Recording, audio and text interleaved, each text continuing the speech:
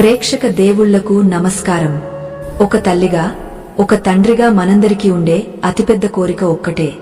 మన పిల్లలు ప్రయోజకులు కావాలి, మన మాట వినాలి, సమాజంలో మంచి పేరు తెచ్చుకోవాలి. కాని నేటి కాలంలో చాలామంది తల్లిదండ్రులు అనుభవించే అతిపెద్ద బాధ కూడా ఇదే. నా బిడ్డ నా మాట వినడం లేదు, ఎంత చెప్పినా మొండిగా ప్రవర్తిస్తున్నాడు, దురలవాట్లకు లోనవుతున్నాడు అని ఎంతోమంది మథనపడుతూ ఉంటారు. అసలు ఈ సమస్యకు మూలమెక్కడ ఉంది? పిల్లలు పెద్దయ్యాక, పాఠశాలకు వెళ్లాక, లేదా యవ్వనంలోకి వచ్చాక వారి ప్రవర్తన మారుతుందా? కాదు. మన సనాతన ధర్మం ప్రకారం ఒక జీవుడి ప్రవర్తన, సంస్కారం, గుణగణాలు అనేవి ఆ శిశువు తల్లి గర్భంలో ఉన్నప్పుడే నిర్ణయించబడతాయి.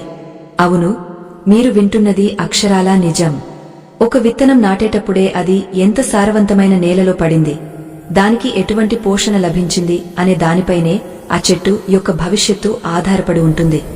అలాగే గర్భస్థ శిశువుగా ఉన్నప్పుడే తల్లిదండ్రులు అందించే ఆలోచన తరంగాలు, వారు చెప్పే మాటలు ఆ బిడ్డ మెదడుపై చెరగని ముద్ర వేస్తాయి.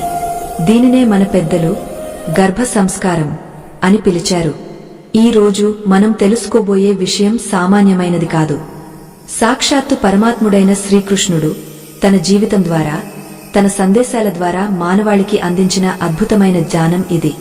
మీ బిడ్డ మీ మాట వినాలంటే, భవిష్యత్తులో ధర్మబద్ధంగా నడుచుకోవాలంటే, గర్భంలో ఉండగానే ఆ శిశువుతో మీరు మాట్లాడాల్సిన 7 అద్భుతమైన శ్రీకృష్ణ సందేశాలను ఈరోజు మనం సవివరంగా తెలుసుకుందాం. అసలు గర్భంలో ఉన్న బిడ్డకు బయట జరిగే విషయాలు తెలుస్తాయా? మనం చెప్పేది అర్థమవుతుందా అని చాలామందికి సందేహం రావచ్చు. దీనికి మన పురాణాలే కాదు, ఆధునిక విజ్ఞాన శాస్త్రం కూడా అవును అనే సమాధానం ఇస్తోంది. మహాభారతంలో అభిమన్యుడి కథ మనందరికీ తెలిసిందే. తల్లి సుభద్ర గర్భంలో ఉండగానే తండ్రి అర్జునుడు పద్మవ్యూహం గురించి వివరిస్తుంటే ఆ పిండం ఎంతో శ్రద్ధగా విన్నది. పద్మవ్యూహంలోకి ఎలా వెళ్లాలో నేర్చుకుంది. కాని మధ్యలో తల్లి నిద్రపోవడం వల్ల బయటకు రావడం ఎలాగో ఆ శిశువు వినలేకపోయింది. ఈ ఒక్క ఉదాహరణ చాలు గర్భంలో ఉన్న శిశువు యొక్క గ్రహణ శక్తి ఎంత గొప్పదో చెప్పడానికి. అలాగే భాగవతంలో ప్రహ్లాదుడి చరిత్రను గమనించండి. హిరణ్యకశిపుడు తపస్సు కోసం వెళ్లినప్పుడు దేవతల రాజైన ఇంద్రుడు రాక్షస జాతిని నాశనం చేయాలనే ఉద్దేశంతో గర్భవతిగా ఉన్న హిరణ్యకశిపుని భార్య లీలావతిని ఎత్తుకుపోతాడు. అప్పుడు నారద మహర్షి అడ్డుపడి ఆమెను తన ఆశ్రమానికి తీసుకువెళతారు. ఆశ్రమంలో ఉన్నంతకాలం నారదుడు విష్ణు తత్వాన్ని, ధర్మాన్ని బోధిస్తుంటే లీలావతి గర్భంలో ఉన్న ప్రహ్లాదుడు ఆ బోధనలను ఏకాగ్రతతో ఆలకించాడు. ఫలితంగా రాక్షస కులంలో పుట్టినప్పటికీ పుట్టుకతోనే గొప్ప విష్ణు భక్తుడిగా, పరమ సాత్వికుడిగా జన్మించాడు. అంటే తల్లి గర్భం అనేది ఒక పాకశాల మాత్రమే కాదు, అది ఒక పవిత్రమైన దేవాలయం. అక్కడ ప్రతిధ్వనించే ప్రతి శబ్దము ఆ బిడ్డ భవిష్యత్తును లిఖిస్తుంది. మరినేటి కాలంలో గర్భిణీ స్త్రీల పరిస్థితి ఎలా ఉంది? ఉదయం లేచిన దగ్గర నుండి రాత్రి పడుకునే వరకు ఏదో ఒక ఆందోళన, ఒత్తిడి, భయం, టీవీల్లో వచ్చే సీరియల్స్, వార్తల్లో వచ్చే హింసాత్మక దృశ్యాలు, ఇవన్నీ ఆ తల్లి మనసుపై తీవ్రమైన ప్రభావాన్ని చూపిస్తున్నాయి. తల్లి మనసులో కలిగే ప్రతి భావోద్వేగం కొన్ని రసాయనాల రూపంలో బొడ్డుతాడు ద్వారా బిడ్డకు చేరుతుంది. తల్లి భయపడితే బిడ్డలో భయం కలిగించే హార్మోన్లు విడుదలవుతాయి. తల్లి ఆనందంగా ఉంటే బిడ్డలో ఆనందాన్ని కలిగించే హార్మోన్లు ఉత్పత్తి అవుతాయి. అందుకే శ్రీకృష్ణుడు తన జీవితం ద్వారా మనకు నేర్పిన పాఠమేమిటంటే, గర్భంలో ఉన్నప్పుడే బిడ్డకు ధైర్యాన్ని, ప్రేమను, ధర్మాన్ని నూరిపోయాలి. అది ఎలా సాధ్యం? కేవలం మాటల ద్వారానే కాదు, భావన ద్వారా. ఈ ప్రక్రియలో మనం చెప్పుకోబోయే 7 సందేశాలు కేవలం వాక్యాలు కాదు, అవి మంత్రాల వంటివి. ప్రతి తల్లి, ప్రతి తండ్రి గర్భంపై చేయి వేసి మనసావాచా కర్మేనా ఈ విషయాలను బిడ్డతో సంభాషించాలి.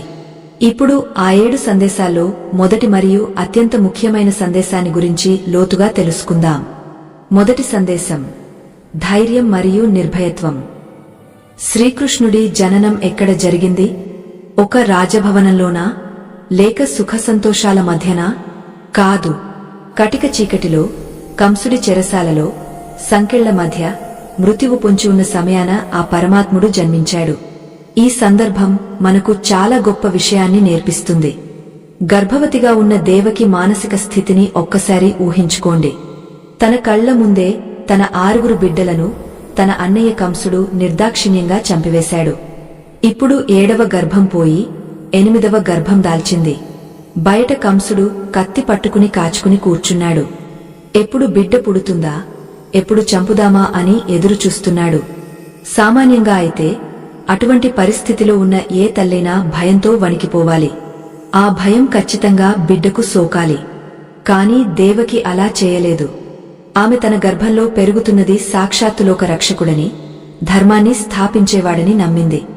భయంకరమైన పరిస్థితులు చుట్టూ ఉన్నప్పటికీ ఆమె తన అంతరంగంలో ధైర్యాన్ని కూడగట్టుకుంది. ఆమె తన గర్భస్థ శిశువుతో, నాయనా, బయట రాక్షసత్వం తాండవిస్తోంది, కాని నువ్వు భయపడకు, ధర్మం వైపు నిలబడేవారికి భయం ఉండకూడదు అనే సంకేతాలను పరోక్షంగా పంపింది. ఈ రోజుల్లో తల్లులు చిన్న చిన్న విషయాలకే ఆందోళన చెందుతున్నారు. నా డెలివరీ ఎలా జరుగుతుందో, ఆపరేషన్ అవుతుందేమో, పుట్టబోయే బిడ్డ ఆరోగ్యంగా ఉంటాడో లేదో, భవిష్యత్తులో మా ఆర్థిక పరిస్థితి ఎలా ఉంటుందో అనే భయాలు గర్భిణీ స్త్రీలను వెంటాడుతున్నాయి.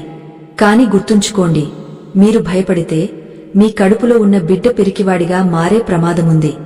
శ్రీకృష్ణుడు చెప్పిన మొదటి సందేశం మీదే, నిర్భయత్వం. బిడ్డకు ప్రాణం పోసేది తల్లి అయితే ఆ ప్రాణానికి తెగువను అద్దాల్సింది కూడా తల్లే. ప్రతిరోజు రాత్రి పడుకునే ముందు లేదా ఉదయం నిద్రలేచిన వెంటనే ప్రశాంతంగా కూర్చుని మీ 2 చేతులను పొట్టపై ఉంచుకుని కళ్ళు మూసుకుని మీ బిడ్డతో మానసిక సంభాషణ జరపాలి. బిడ్డా, నువ్వు ఈ లోకంలోకి వస్తున్నది గెలవడానికి, భయపడడానికి కాదు. నీకు అండగా నేనున్నాను, నాన్న ఉన్నారు, అన్నింటికంటే మించి ఆ భగవంతుడు ఉన్నాడు.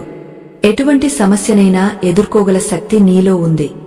నువ్వు బలవంతుడివి, నువ్వు ధైర్యవంతుడివి అని చెప్పాలి. ఇది కేవలం మాటలకే పరిమితం కాకూడదు. కృష్ణుడు పుట్టకముందే కంసుడి జైలు గోడలు ఎంత బలంగా ఉన్నాయో, వాసుదేవుడి కాళ్లకు వేసిన సంకెళ్లు ఎంత గట్టిగా ఉన్నాయో, వాటన్నింటినీ మించిన శక్తి ఆ గర్భంలో ఉందని వారు విశ్వసించారు. ఆ విశ్వాసమే కృష్ణుడి రూపంలో అవతరించింది. ఒకసారి ఆలోచించండి, పుట్టగానే కృష్ణుడు గోకులానికి తరలి వెళ్లాల్సి వచ్చింది. యమునా నది ఉగ్రరూపంతో ప్రవహిస్తోంది. వర్షం కుండపోతగా కురుస్తోంది. వాసుదేవుడు బుట్టలో బిడ్డను పెట్టుకుని నదిలో దిగాడు. నీరు మెడ వరకు వస్తోంది.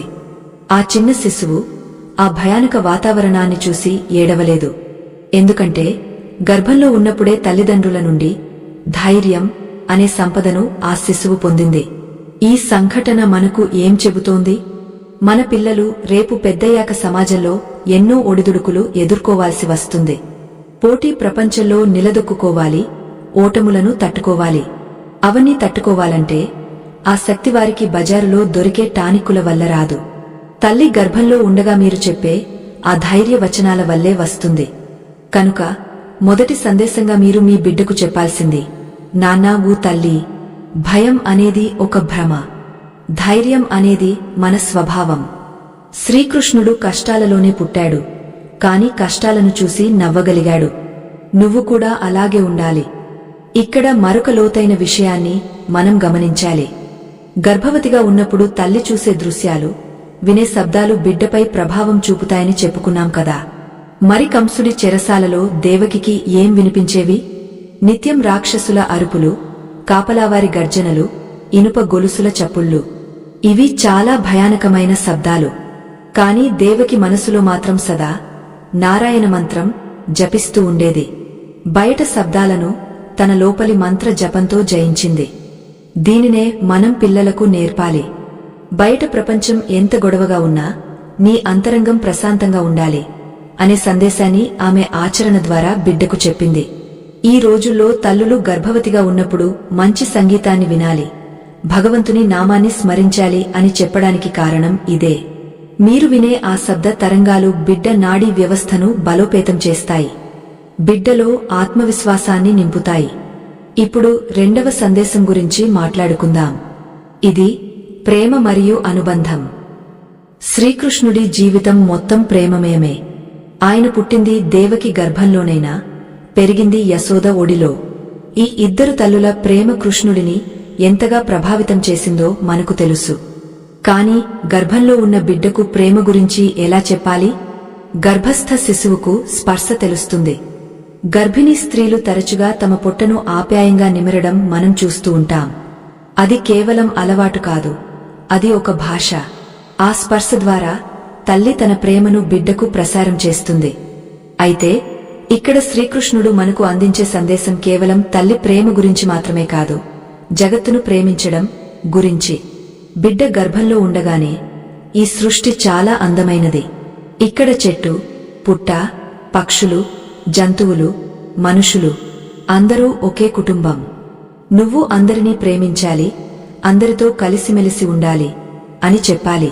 కృష్ణుడు గోకులంలో ఉన్నప్పుడు కేవలం మనుషులనే కాదు, ఆవులను, పక్షులను, గోవర్ధన గెరిని కూడా ప్రేమించాడు. ఆ ప్రేమ తత్వం ఎక్కడి నుండి వచ్చింది? అది ఆత్మ సంస్కారం నుండి వచ్చింది. ప్రస్తుత కాలంలో పిల్లలు ఒంటరితనానికి అలవాటు పడుతున్నారు. పక్కవారితో మాట్లాడటం లేదు, సాటి మనిషి కష్టాల్లో ఉంటే స్పందించడం లేదు. ఈ స్వార్థం పోవాలంటే గర్భంలో ఉన్నప్పుడే వసుధైక కుటుంబం అనే భావనను మనం నాటాలి. రోజూ కాసేపు ప్రకృతితో గడపండి. గర్భవతిగా ఉన్న తల్లి పూల మొక్కలకు నీళ్లు పోస్తూ ఆ మొక్కలతో మాట్లాడితే ఆనందాన్ని గర్భంలోని బిడ్డ కూడా అనుభవిస్తుంది. చూడు బుజ్జి కన్నా, ఈ పువ్వు ఎంత అందంగా ఉందో, ఈ గాలి ఎంత చల్లగా ఉందో. ప్రకృతి మనకు స్నేహితురాలు అని తల్లి అనుకుంటే ఆ బిడ్డలో పర్యావరణ స్పృహ, ప్రేమతత్వం మొగ్గ తొడుగుతాయి. యశోదమ్మ కృష్ణుడికి పాలు, వెన్న తినిపిస్తూ చూపించిన వాత్సల్యం ఎంత గొప్పదో, గర్భంలో ఉన్న బిడ్డకు తల్లి అందించే ఆహారం కూడా అంతే పవిత్రమైనదిగా ఉండాలి. మీరు తినే ప్రతి ముద్ద బిడ్డకు అందుతున్నప్పుడు ఈ ఆహారం నా బిడ్డకు బలాన్ని, బుద్ధిని, ప్రేమను ఇవ్వాలి అని సంకల్పం చేసుకోవాలి. తినే ఆహారంలో కూడా ప్రేమ ఉండాలి, వండేటప్పుడు ప్రేమ ఉండాలి. ఆ ప్రేమ తరంగాలే బిడ్డను మానసికంగా ఆరోగ్యవంతుడిగా మారుస్తాయి. అయితే కేవలం ప్రేమ ఒక్కటే సరిపోతుందా? ప్రేమతో పాటు ఉండాల్సిన మరొక ముఖ్యమైన లక్షణం సత్యం. మూడవ సందేశం ఇదే, సత్యం మరియు నిజాయితీ. శ్రీకృష్ణుడు బాల్యంలో వెన్న దొంగలించినా, గోపికలను ఆటపట్టించినా ఆయన ఎప్పుడూ సత్యాన్నే ఆశ్రయించి ఉండేవాడు. కాని ఆయన లీలలు వేరు, ఆయన తత్వం వేరు. తల్లికి నోరు తెరిచి విశ్వరూపం చూపించిన భట్టం మనకు గుర్తుంది కదా. అది సత్యానికి ప్రతీక. నేను మట్టి తినలేదు అని చెబుతూనే సమస్త విశ్వాన్ని తన నోట్లో చూపించాడు. అంటే కనిపించేది సత్యం కాదు, అందులో దాగ ఉన్న పరమార్థమే సత్యం అని చెప్పకనే చెప్పాడు. గర్భంలో ఉన్న బిడ్డకు సత్యం గురించి చెప్పడమంటే వారికి నీతి కథలు చెప్పడం కాదు, తల్లిదండ్రులుగా మీరు నిజాయితీగా జీవించడం. గర్భవతిగా ఉన్న స్త్రీ లేదా ఆమె భర్త అబద్ధాలు ఆడుతుంటే, కపటంతో ప్రవర్తిస్తుంటే ఆ ప్రభావం బిడ్డ మీద పడుతుంది. ధృతరాష్ట్రుడిని తీసుకోండి. ఆయన పుట్టుకతోనే అంధుడు కాదు, ఆయన మనసు పుత్రవ్యామోహంతో అంధకారంలో ఉండిపోయింది. గాంధారి కళ్లకు గంతలు కట్టుకుని సత్యాన్ని చూడటానికి నిరాకరించింది. ఆ ప్రభావం కౌరవుల మీద పడింది. వారు అధర్మ మార్గంలో నడిచారు. తల్లిదండ్రుల ప్రవర్తన, వారి ఆలోచనలే బిడ్డకు ఆదర్శం. మీరు మీ బిడ్డకు నిజాయితీని నేర్పించాలంటే ఈ 9 నెలల కాలంలో మీరు అత్యంత సత్యసంధులుగా ఉండాలి. బిడ్డ, సత్యమే జయిస్తుంది. ఎన్ని కష్టాలు వచ్చినా అబద్ధం ఆడకూడదు. నిజాయితీగా బతకడంలోనే నిజమైన ధైర్యముంది అని మీరు మనసులో బలంగా అనుకోవాలి. మన పురాణాల్లో హరిశ్చంద్రుడి కథను గర్భిణీలకు వినిపిస్తుంటారు. ఎందుకంటే ఆ కథ విన్న తల్లి మనసులో సత్యం పట్ల గౌరవం పెరుగుతుంది. ఆ గౌరవం బిడ్డకు సంక్రమిస్తుంది. అబద్ధం ఆడటం వల్ల తాత్కాలికంగా లాభం రావచ్చు, కాని శాశ్వతంగా నష్టం జరుగుతుంది అనే విషయాన్ని కృష్ణుడు మహాభారత యుద్ధంలో అనేకసార్లు నిరూపించాడు. ధర్మరాజు చేత అశ్వత్థామ హతః కుంజరః అని చెప్పించినప్పుడు కూడా అందులో ధర్మ సంస్థాపన అనే పెద్ద సత్యం దాగ ఉంది. కాబట్టి మూడవ సందేశంగా మీరు మీ బిడ్డకు చెప్పాల్సింది, ఎల్లప్పుడూ సత్యాన్నే ఆశ్రయించు. నీ అంతరాత్మకు నచ్చని పనిని ఎప్పుడూ చేయకు. ఇక్కడి వరకు మనం 3 సందేశాలు చెప్పుకున్నాం: ధైర్యం, ప్రేమ, సత్యం. ఈ 3 ఒక మనిషికి పునాది లాంటివి. కాని ఆ పునాది మీద భవనం నిలబడాలంటే ఇంకా 4 స్తంభాలు కావాలి. అవేమిటి? శ్రీకృష్ణుడు కురుక్షేత్ర సంగ్రామంలో అర్జునుడికి గీతోపదేశం చేస్తున్నప్పుడు ఒక విచిత్రమైన పరిస్థితి ఏర్పడింది. అర్జునుడు గొప్ప వీరుడు, ధైర్యవంతుడు. కాని యుద్ధభూమిలో తన తాతలను, గురువులను, బంధువులను చూసి చలించిపోయాడు. చేతిలోని గాండీవం జారిపోయింది. కళ్లమ్మట నీళ్లు వచ్చాయి. నేను యుద్ధం చేయను అని చతికిలపడ్డాడు. అప్పుడు కృష్ణుడు అతనికి ఏ సందేశమిచ్చాడు? అప్పుడు కృష్ణుడు చెప్పిన మాటలు కేవలం అర్జునుడి కోసమే కాదు, రాబోయే తరాలన్నింటికీ, ముఖ్యంగా గర్భంలో ఉన్న శిశువుల కోసం ఉద్దేశించినవి. ఎందుకంటే జీవితం అంటేనే ఒక కురుక్షేత్రం. ప్రతి బిడ్డ రేపు ఒక అర్జునుడు కావాలి. సమస్యలు చూసి పారిపోయేవాడు కాకూడదు, ఎదురు నిలిచి పోరాడేవాడు కావాలి. ఆ పోరాట పటిమను, ఆ కర్తవ్య దీక్షను గర్భంలోనే ఎలా నూరిపోయాలి? అర్జునుడికి కలిగిన విషాదం రేపు మన బిడ్డలకు కలగకుండా ఉండాలంటే ఏం చెప్పాలి? కృష్ణుడు ఆ సమయాన నవ్వి ఊరుకోలేదు. అర్జునుడిని మందలించాడు, తట్టి లేపాడు, జ్ఞానోదయం చేశాడు. ఆ జ్ఞానం ఏమిటంటే, అర్జునుడికి అప్పుడు కృష్ణుడు అందించిన ఆ జ్ఞానమే నిష్కామ కర్మ. ఫలితాన్ని ఆశించకుండా నీ కర్తవ్యాన్ని నువ్వు చిత్తశుద్ధితో నిర్వర్తించు అని చెప్పాడు. ఇదే గర్భంలో ఉన్న బిడ్డకు మీరు నేర్పించాల్సిన 4వ మరియు అత్యంత శక్తివంతమైన సందేశం. దీని పేరే కర్తవ్య దీక్ష మరియు కర్మఫల త్యాగం. ఈ రోజుల్లో చాలామంది తల్లిదండ్రులు తమ పిల్లల మీద అనవసరమైన ఒత్తిడిని పెంచుతున్నారు. నువ్వు క్లాసులో ఫస్ట్ రావాలి, నువ్వు డాక్టర్ కావాలి, నువ్వు కోట్లు సంపాదించాలి అని చిన్నప్పటి నుండే వారి బుర్రలో ఫలితం గురించిన ఆశలను నూరిపోస్తున్నారు. దీనివల్ల పిల్లలు పనిమీద శ్రద్ధ పెట్టడం మానేసి ఫలితం ఏమవుతుందో అనే భయంతో సతమతమవుతున్నారు. ఆ భయమే వారిని వైఫల్యాల వైపు నడిపిస్తోంది. కాని కృష్ణుడు ఏం చెప్పాడు? కర్మణ్యేవాధికారస్తే మా ఫలేషు కదాచన. అంటే పని చేయడం మీదే నీకు అధికారముంది, ఫలితమీద లేదు అని అర్థం. ఈ సూక్ష్మాన్ని గర్భంలో ఉన్నప్పుడే బిడ్డకు చెప్పాలి. రాత్రిపూట ప్రశాంతంగా పడుకున్నప్పుడు మీ పొట్టపై చేయి వేసి ఇలా చెప్పండి, కన్నా, ఈ లోకంలో నువ్వు ఏ పని చేసినా అది చిన్నదా పెద్దదా అని చూడకు. ఆ పనిని ఎంత శ్రద్ధగా చేశావు, ఎంత ప్రేమతో చేశావు అన్నదే ముఖ్యం. గెలుపు ఓటములు దైవాధీనం, ప్రయత్నం మాత్రమే మనుష్యాధీనం. నువ్వు ఫలితం గురించి ఆలోచించి ఆందోళన పడకూడదు. నీ వంతు కృషి నువ్వు చెయ్యి, మిగిలినది ఆ కృష్ణయ్య చూసుకుంటాడు. ఈ మాటలు తల్లి మనసులో ఎంత బలంగా నాటుకుపోతే బిడ్డ అంత గొప్ప కర్మయోగా అవుతాడు. దీనికి సాక్షాత్తు శ్రీకృష్ణుడి జీవితమే ఒక గొప్ప ఉదాహరణ. మహాభారత యుద్ధంలో కృష్ణుడు తలుచుకుంటే క్షణకాలంలో కౌరవసేన మొత్తాన్ని భస్మం చేయగలడు. సుదర్శన చక్రం ఒక్కసారి ప్రయోగిస్తే యుద్ధం ముగసిపోయేది. కాని ఆయన ఆయుధం పట్టలేదు. కేవలం అర్జునుడి రథానికి సారథిగా, అంటే డ్రైవర్గా ఉండటానికి ఒప్పుకున్నాడు. ఒక్కసారి ఆలోచించండి.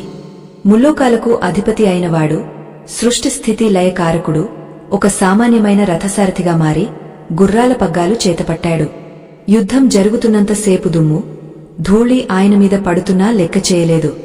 గుర్రాలు అలసిపోతే స్వయంగా వాటికి నీళ్లు పట్టాడు, వాటి గాయాలకు మందు రాశాడు. నేను దేవుడిని కదా, నేను గుర్రాలకు సేవ చేయడమేమిటి అని ఆయన ఎప్పుడూ అనుకోలేదు. ఏ పనిని చేపట్టినా దానిని 100% అంకితభావంతో చేయాలి అనేదే కృష్ణతత్వం. ఈ గుణాన్ని మీ బిడ్డకు గర్భం నుండే అలవాటు చేయాలి. నాన్నా, పనిలో హెచ్చుతగ్గులు ఉండవు.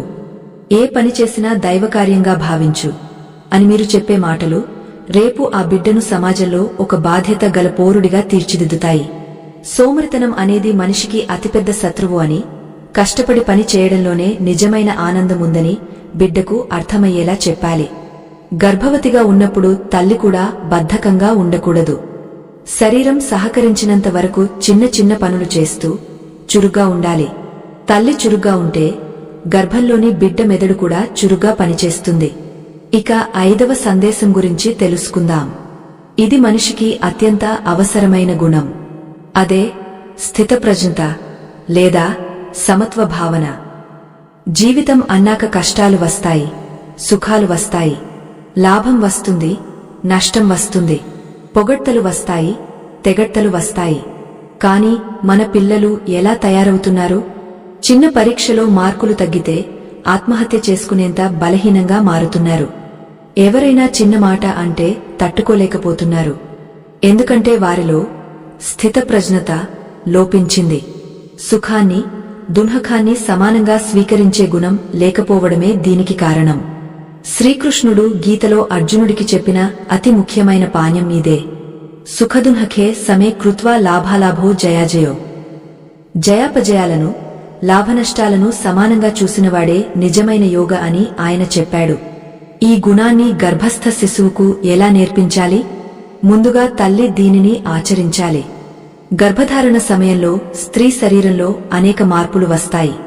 కొన్నిసార్లు చిరాకుగా అనిపిస్తుంది, కొన్నిసార్లు ఆనందంగా అనిపిస్తుంది. ఇంట్లో చిన్న చిన్న గొడవలు జరగవచ్చు, లేదా అనుకోని శుభకార్యాలు జరగవచ్చు. ఏది జరిగినా తల్లి ఉద్వేగానికి లోనుకాకూడదు. ఇది కూడా గడిచిపోతుంది అనే భావనతో ఉండాలి. మీరు ఎక్కువగా ఏడిస్తే ఆ విషాద రసాయనాలు బిడ్డను చేరతాయి. మీరు మరీ ఎక్కువగా ఉద్రేకపడితే ఆందోళన బిడ్డ గుండె వేగాన్ని పెంచుతుంది. అందుకే కృష్ణుడు చూపిన మార్గంలో నడవాలి. కురుక్షేత్ర యుద్ధం ముగిశాక గాంధారి రణరంగంలో తన 100 మంది కొడుకుల మృతదేహాలను చూసి గుండెలు పగలేలా రోదించింది. ఆ సమయంలో కృష్ణుడు అక్కడికి వెళ్లాడు. పుత్రశోకంతో రగిలిపోతున్న గాంధారి కృష్ణుడిని చూసి కోపంతో, నా వంశం నాశనమైనట్టే నీ వంశం కూడా నాశనమవుతుంది అని శపించింది. సాక్షాత్తు భగవంతుడైన కృష్ణుడు ఆ శాపాన్ని తిరస్కరించవచ్చు, లేదా ఆమెపై కోప్పడవచ్చు. కాని ఆయన అలా చేయలేదు. చిరునవ్వుతో ఆ శాపాన్ని స్వీకరించాడు. తల్లీ, నీ ఆవేదన నాకు అర్థమైంది. నీ శాపం నెరవేరుగాక అని అన్నాడు. అంతటి విపత్కర పరిస్థితిలో కూడా ఆయన తన ప్రశాంతతను కోల్పోలేదు. అలాగే మరొక సందర్భంలో సత్రాజిత్తు అనే రాజు సమంతకమణిని కృష్ణుడే దొంగలించాడని నిందవేస్తాడు. లోకనాయకుడిపై దొంగతనం నేరం మోపబడింది. అయినా కృష్ణుడు కుంగపోలేదు. సత్యాన్ని నిరూపించుకోవడానికి అడవికి వెళ్లాడు. జాంబవంతుడితో యుద్ధం చేశాడు. మణిని తెచ్చి సత్రాజిత్తుకు ఇచ్చాడు. అప్పుడు సత్రాజిత్తు పశ్చాత్తాపంతో తన కుమార్తె సత్యభామను ఇచ్చి వివాహం చేశాడు. అంటే నింద వచ్చినప్పుడు కుంగపోలేదు, పెళ్లి జరిగిందన్న ఆనందంతో పొంగపోలేదు. రెండింటినీ ఒకేలా స్వీకరించాడు. ఈ కథలను మీరు గర్భంలో ఉన్న బిడ్డకు చెబుతూ ఉండాలి. బిడ్డా, జీవితంలో ఎత్తుపల్లాలు సహజం. సముద్రంలో అలలు లేచినప్పుడు పడవ ఊగసలాడవచ్చు, కాని మునిగిపోకూడదు. కష్టాలు వచ్చినప్పుడు ధైర్యం కోల్పోకు, సుఖాలు వచ్చినప్పుడు గర్వం పెంచుకోకు. రెండింటినీ చిరునవ్వుతో స్వాగతించు అని బోధించాలి. ఈ ఎమోషనల్ బ్యాలెన్స్ అనేది బిడ్డకు తల్లి గర్భం నుండే అలవాటు అయితే రేపు భవిష్యత్తులో ఎంత పెద్ద సమస్య వచ్చినా ఆ బిడ్డ తట్టుకుని నిలబడగలుగుతాడు. మానసిక దృఢత్వం అనేది మార్కెట్లో దొరికే వస్తువు కాదు, అది తల్లి ఇచ్చే గొప్ప వరం. ఇప్పుడు 6వ సందేశం గురించి మాట్లాడుకుందాం. ఇది చాలా సున్నితమైనది, కాని అత్యంత శక్తివంతమైనది. అదే సహనం మరియు ఓర్పు. నేటి సమాజంలో మనకు అడుగడుగునా కనిపించేది అసహనం. ట్రాఫిక్ జామ్ అయితే అసహనం, ఇంటర్నెట్ స్లో అయితే అసహనం, ఎవరైనా మన మాట వినకపోతే అసహనం. ఈ అసహనం వల్ల మనిషిలోని విచక్షణ నశించిపోతోంది, కోపం పెరిగిపోతోంది. క్రోధాద్భవతి సమ్మోహః అన్నాడు కృష్ణుడు. కోపం వల్ల మనిషి మూర్ఖుడిగా మారుతాడు, మూర్ఖత్వం వల్ల బుద్ధి నాశనమవుతుంది. అందుకే మన పిల్లలు సహనశీలురుగా ఉండాలంటే గర్భంలో ఉన్నప్పుడే ఓర్పు అనే పాఠాన్ని నేర్పాలి. శ్రీకృష్ణుడిని మించిన సహనశీలుడు ఈ ప్రపంచంలో ఎవరూ లేరు. శిశుపాలుడి ఉదంతమే దీనికి ప్రత్యక్ష నిదర్శనం. ధర్మరాజు రాజసూయ యాగం చేస్తున్నాడు. సభ నిండా గొప్ప గొప్ప రాజులు, మహర్షులు, జానులు ఉన్నారు. ఆ సభలో అగ్రతాంబూలం అంటే మొదటి గౌరవం శ్రీకృష్ణుడికి ఇవ్వాలని భీష్ముడు నిర్ణయించాడు. దానికి అందరూ అంగీకరించారు. కాని శిశుపాలుడు మాత్రం అంగీకరించలేదు. అసూయతో రగిలిపోయాడు. కృష్ణుడిని చూడగానే అతని నోటి నుండి బూతులు, నిందలు వరదలా రావడం మొదలయ్యాయి. గొల్లవాడికి అగ్రతాంబూలమా? వీడు దొంగ, జారుడు, చోరుడు అంటూ ఇష్టమొచ్చినట్టు తిట్టడం మొదలుపెట్టాడు. సభలోని వారందరూ ఆ మాటలు విని చెవులు మూసుకున్నారు. పాండవులకు కోపం కట్టలు తెంచుకుంది. భీముడు గద పట్టుకుని శిశుపాలుడిని చంపడానికి లేచాడు. కాని కృష్ణుడు మాత్రం చాలా ప్రశాంతంగా చిరునవ్వుతో భీముడిని వారించాడు. శిశుపాలుడు 1-2 తిట్లు తిట్టలేదు, ఏకంగా 100 తప్పులు చేశాడు. 99 సార్లు కృష్ణుడు మౌనంగా భరించాడు. అది చేతకానితనం కాదు, అది సహనం యొక్క శిఖరాగ్రం. ఎప్పుడైతే 100వ తప్పు పూర్తయిందో అప్పుడు మాత్రమే కృష్ణుడు తన చక్రాన్ని ప్రయోగించాడు. ఈ కథను గర్భస్థ శిశువుకు ఎందుకు చెప్పాలి? బిడ్డా, తొందరపాటు ఎప్పుడూ ప్రమాదకరమే. ఓర్పు అనేది బలహీనుడి లక్షణం కాదు, అది బలవంతుడి ఆభరణం. ఒక విత్తనం మొలకెత్తాలంటే భూమిలో కొంతకాలం ఓర్పుగా ఉండాలి. ఒక పండు పక్వానికి రావాలంటే చెట్టుమీద కొంతకాలం ఓర్పుగా వేలాడాలి. అలాగే జీవితంలో ఏదైనా సాధించాలంటే సహనం చాలా అవసరం అని తల్లి బిడ్డకు నూరిపోయాలి. గర్భవతిగా ఉన్న స్త్రీకి కూడా ఈ 9 నెలలు ఒక పరీక్షా సమయమే. శారీరక ఇబ్బందులు ఉంటాయి, కదలికలు కష్టంగా ఉంటాయి. ఎప్పుడు డెలివరీ అవుతుందా, ఎప్పుడు ఈ బరువు దించుకుంటానా అని అసహనంగా ఉండకూడదు. నా బిడ్డ కోసం నేను ఇబ్బందులను ఇష్టంగా భరిస్తాను అని అనుకోవాలి. ఆ సహనమే బిడ్డకు కూడా వస్తుంది. తల్లి ఎంత ఓర్పుగా ఉంటే పుట్టబోయే బిడ్డ అంత శాంత స్వభావంతో పుడతాడు. ఎక్కువగా ఏడ్చే పిల్లలు, ముక్కోపి పిల్లలు పుట్టడానికి కారణం గర్భధారణ సమయంలో తల్లిలో ఉండే ఆందోళన మరియు అసహనమే అని పెద్దలు చెబుతారు. సహనం గురించి కృష్ణుడు చెప్పిన మరొక కోణం కూడా ఉంది. అది క్షమించే గుణం. ఓర్పు ఉన్నవాడే క్షమించగలడు. మన పురాణాల్లో కృష్ణుడు కాళీయమర్దనం చేసినప్పుడు ఆ విషసర్పమైన కాళీయుడు పశ్చాత్తాపపడి శరణు కోరినప్పుడు కృష్ణుడు అతన్ని చంపలేదు, క్షమించి వదిలేశాడు. విషం చిమ్మే పామును కూడా క్షమించగల విశాల హృదయం ఆయనది. మన పిల్లలు రేపు సమాజంలో ఎన్నో రకాల మనుషులను కలుస్తారు.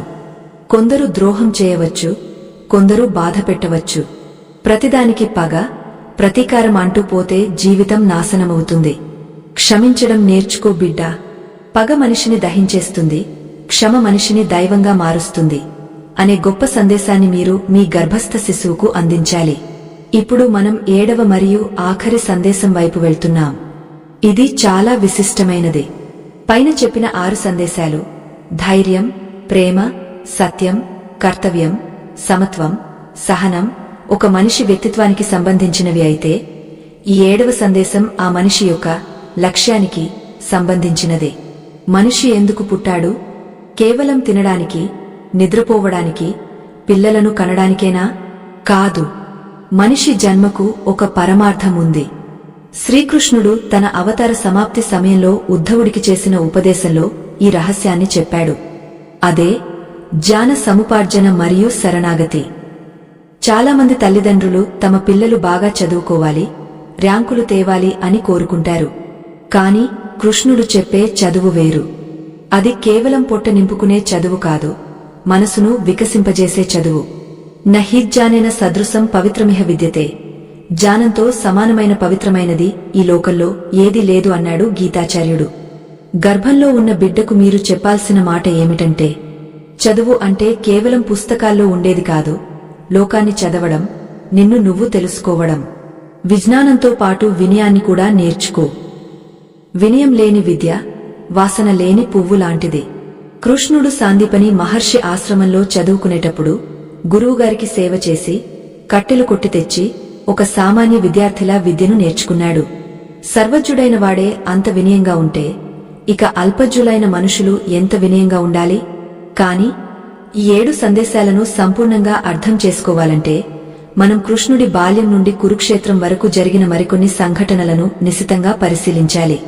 ముఖ్యంగా ద్రౌపది వస్త్రాపహరణ సమయంలో కృష్ణుడు ఎందుకు ఆలస్యంగా వచ్చాడు? పాండవులు అడవుల్లో ఉన్నప్పుడు అక్షయపాత్ర కథ వెనుక ఉన్న మర్మమేమిటి? ఈ కథలన్నీ గర్భంలో ఉన్న బిడ్డకు ఎందుకు వినిపించాలి? దీని వెనుక ఒక అద్భుతమైన మనోవిజ్ఞాన శాస్త్రం దాగ ఉంది. ఆ రహస్యం ఏమిటంటే ఆ కథలలో దాగ ఉన్నది కేవలం భక్తి మాత్రమే కాదు, ఒక అద్భుతమైన జీవన సూత్రం. అదే శరణాగతి. ద్రౌపది వస్త్రాపహరణ ఘట్టాన్ని మనం నిశితంగా గమనిస్తే, కౌరవ సభలో ఆమెకు అవమానం జరుగుతున్నప్పుడు ఆమె మొదట తన బలాన్ని నమ్ముకుంది. తన చీరను గట్టిగా పట్టుకుని లాగకుండా అడ్డుకునే ప్రయత్నం చేసింది. అది విఫలమైనప్పుడు సభలో ఉన్న తన 5గురు భర్తల వైపు ఆశగా చూసింది. వారు రక్షిస్తారని భావించింది. వారు తలదించుకున్నారు. ఆ తర్వాత అక్కడున్న పెద్దలు భీష్ముడు, ద్రోణుడు వంటి వారి వైపు చూసింది. వారి నుంచి కూడా స్పందన లేదు. అంటే మనిషి మొదట తన శక్తిని, తర్వాత డబ్బుని, ఆ తర్వాత మనుషులను నమ్ముకుంటాడు. ఇవేవీ తనకు సాయం చేయలేవని తెలిసిన ఆఖరి క్షణంలో ఆమె 2 చేతులు పైకెత్తి, హే గోవిందా, హే కృష్ణ, నువ్వే దిక్కు అని పూర్తిగా శరణు కోరింది. సరిగ్గా ఆ క్షణంలోనే కృష్ణుడు అక్షయమైన వస్త్రాలను ప్రసాదించాడు. అప్పటి వరకు ఎందుకు రాలేదు అంటే ఆమె ఇంకా తన ప్రయత్నంలో, తన మనుషుల మీద నమ్మకంతో ఉంది కాబట్టి. ఎప్పుడైతే నేను కాదు నువ్వే అని సంపూర్ణంగా నమ్మిందో ఆ క్షణమే దైవశక్తి పనిచేయడం మొదలుపెట్టింది. గర్భంలో ఉన్న బిడ్డకు ఈ కథ చెప్పడం ద్వారా మీరు ఇచ్చే సందేశమేమిటంటే, నాయనా, జీవితంలో నువ్వు ఎంత ఎదిగినా, ఎంత శక్తివంతుడివి అయినా నీ శక్తికి ఒక పరిమితి ఉంటుంది. కాని ఆ పరమాత్ముడి శక్తికి అంతం లేదు. కష్టాలు వచ్చినప్పుడు మనుషుల వైపు చూడకు, ధర్మం వైపు, దైవం వైపు చూడు. నిన్ను కాపాడే శక్తి నీలోనే అంతర్యామిగా ఉంది అనే భరోసాను ఇవ్వడం. ఈ రోజుల్లో పిల్లలు చిన్న చిన్న వైఫల్యాలకే కుంగపోతున్నారు, డిప్రెషన్లోకి వెళ్తున్నారు. కారణమేమిటి? తమ మీద తమకు నమ్మకం పోయినప్పుడు ఆసరా ఇచ్చే మరో శక్తి ఉందని వారికి తెలియకపోవడమే.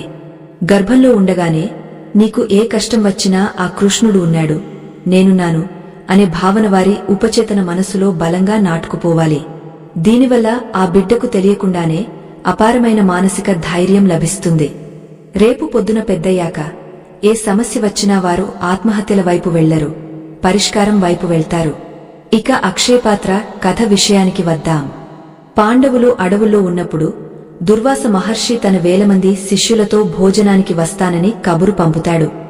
అప్పటికే ద్రౌపది భోజనం చేసేసింది, అక్షయపాత్ర కడిగే బోర్లించేసింది. అందులో ఒక్క మెతుకు కూడా లేదు. ఇప్పుడు 1000 మందికి అన్నం పెట్టకపోతే మహర్షి శపిస్తాడు.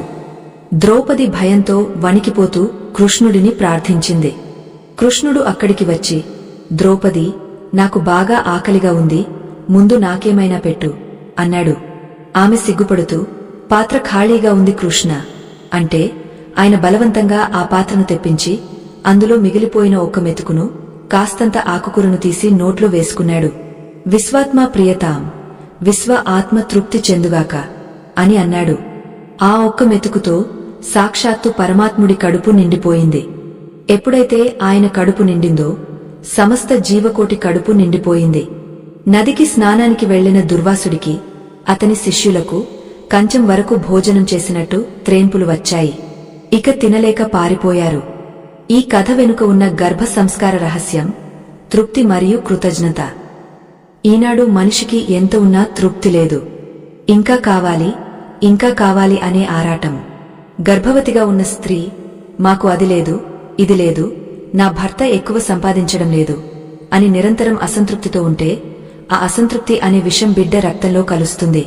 పుట్టే బిడ్డ కూడా ఎప్పటికీ సంతృప్తి చెందని వాడిగా, లోభితనం ఉన్నవాడిగా తయారవుతాడు. కాని ఆ అక్షయపాత్ర కథ చెప్పి, చూడు కన్నా, మన దగ్గర ఉన్నది కొంచెమే అయినా దాన్ని ప్రేమతో, తృప్తితో స్వీకరిస్తే అది అనంతం అవుతుంది. ఆ ఒక్క మెతుకు విశ్వాన్ని పోషించింది. కాబట్టి మనకు ఉన్నదానితో తృప్తి పడదాం అని తల్లి అనుకుంటే బిడ్డలో సంతోషం అనే గుణం మొలకెత్తుతుంది. సంతోషం అనేది బయట వస్తువుల్లో లేదు, మనసులో ఉందని ఆ బిడ్డ గ్రహిస్తాడు. కడుపులో ఉన్న బిడ్డకు తల్లి ఆలోచనలే ఆహారం. మీరు తృప్తిగా ఉంటే బిడ్డ ఆరోగ్యంగా ఉంటాడు. మీరు అసంతృప్తిగా ఉంటే బిడ్డ అనారోగ్యంతో పుడతాడు. మరో ముఖ్యమైన విషయమేమిటంటే కృష్ణుడి జీవితంలో స్నేహానికి ఇచ్చిన విలువ. సుధాముడు, కుచేలుడు కథ మనందరికీ తెలుసు. కృష్ణుడు ద్వారకకు రాజైతే కుచేలుడు కటిక పేదవాడు. తినడానికి తిండి లేదు, కట్టుకోవడానికి సరైన బట్టలేదు. భార్య ప్రోద్బలంతో కృష్ణుడిని చూడటానికి వెళ్తాడు. చేతిలో గుప్పెడు అటుకులు మాత్రమే ఉన్నాయి. అవి కూడా చిరిగిన గుడ్డలో మూటకట్టి ఉన్నాయి. రాజభవనంలోకి వెళ్ళాక ఆ వైభవాన్ని చూసి కుచేలుడు సిగ్గుపడ్డాడు. ఈ అటుకులు రాజుగారికి ఎలా ఇవ్వగలను అని వెనక్కి దాచాడు. కాని కృష్ణుడు సింహాసనం దిగవచ్చి మిత్రుడిని కౌగిలించుకుని కాళ్లు కడిగి ఆ నీళ్లు నెత్తిన చల్లుకున్నాడు. బలవంతంగా ఆ అటుకులు లాక్కుని అమృతంలా ఆరగించాడు. కుచేలుడు కృష్ణుడిని ఏ సంపద అడగలేదు, కృష్ణుడు కూడా ఏమీ ఇస్తున్నట్టు చెప్పలేదు. కాని కుచేలుడు ఇంటికి వెళ్లేసరికి అతని గుడిసె రాజభవనంగా మారిపోయింది. ఈ కథ ద్వారా గర్భస్థ శిశువుకు మనం నేర్పించాల్సింది నిస్వార్థమైన ప్రేమ మరియు సమానత్వం. ఈ రోజుల్లో పిల్లలకు స్నేహం అంటే లాభనష్టాల బేరీజుగా మారిపోయింది. వాడు ధనవంతుడైతే స్నేహం చేస్తారు, పేదవాడైతే దూరం పెడతారు. కాని కృష్ణుడు నేర్పింది అది కాదు. స్థాయి, అంతస్తు, కులం, గోత్రం ఇవేవీ ప్రేమకు అడ్డుకాదు. మనిషిని మనిషిగా ప్రేమించు అనే సందేశాన్ని మీరు బిడ్డకు ఇవ్వాలి. నాన్నా, రేపు నువ్వు గొప్పవాడివి కావచ్చు, కాని నీ పాత స్నేహితులను, పేదవారిని ఎప్పుడూ చిన్నచూపు చూడకు. సుధాముడి అటుకులలో ఉన్న ప్రేమని కృష్ణుడు చూశాడు కాని ఆ అటుకుల విలువను చూడలేదు. నువ్వు కూడా మనుషుల మనసులను చూడు, వారి వేషధారణను కాదు అని చెప్పాలి. తల్లి గర్భంలో ఉండగానే ఇటువంటి ఉన్నతమైన విలువల గురించి విన్న బిడ్డ ఖచ్చితంగా గొప్ప మానవతావాదిగా ఎదుగుతాడు. ఇక్కడ మనం శాస్త్రీయ కోణాన్ని కూడా అర్థం చేసుకోవాలి. గర్భవతిగా ఉన్న స్త్రీ మెదడులో జరిగే ఆలోచనలు, ఆమె మాట్లాడే మాటలు న్యూరో ట్రాన్స్మిటర్ల ద్వారా బిడ్డ మెదడు నిర్మాణాన్ని ప్రభావితం చేస్తాయి. మీరు కృష్ణ, గోవింద, మాధవ వంటి నామాలను ఉచ్చరించినప్పుడు లేదా మృదువైన స్వరంతో కథలు చెప్పినప్పుడు ఆ శబ్ద తరంగాలు ఉమ్మనీటి ద్వారా ప్రయాణించి బిడ్డ చర్మాన్ని తాకుతాయి. బిడ్డ వినికిడి శక్తి సుమారు 16వ వారం నుండి మొదలవుతుంది. 24వ వారం నాటికి బిడ్డకు బయట శబ్దాలు స్పష్టంగా వినిపిస్తాయి. ఆ సమయంలో మీరు గొడవ పడుతూ, అరుస్తూ ఉంటే బిడ్డ భయంతో ముడుచుకుపోతుంది. అదే మీరు కృష్ణుడి లీలలను, ప్రేమతో కూడిన కథలను చెబుతుంటే బిడ్డ ప్రశాంతంగా కదులుతుంది. కృష్ణుడు ఎప్పుడూ తన వేణుగానంతో గోవులను, గోపికలను మైమరిపించేవాడు. సంగీతం అంటే కేవలం పాటలు కాదు, అది ఒక చికిత్స. గర్భవతిగా ఉన్నప్పుడు మంచి శాస్త్రీయ సంగీతం వినడం లేదా లలిత సంగీతం వినడం చాలా మంచిది. వీలైతే మీరే చిన్న చిన్న పాటలు పాడుతూ బిడ్డను నిద్రపుచ్చడానికి ప్రయత్నించండి. గర్భంలో ఉండగానే జోలపాటలు విన్న పిల్లలు పుట్టాక ఏడుపు ఆపడానికి అదే పాట పాడితే వెంటనే స్పందిస్తారు. ఇది అనేక పరిశోధనల్లో తేలిన నిజం.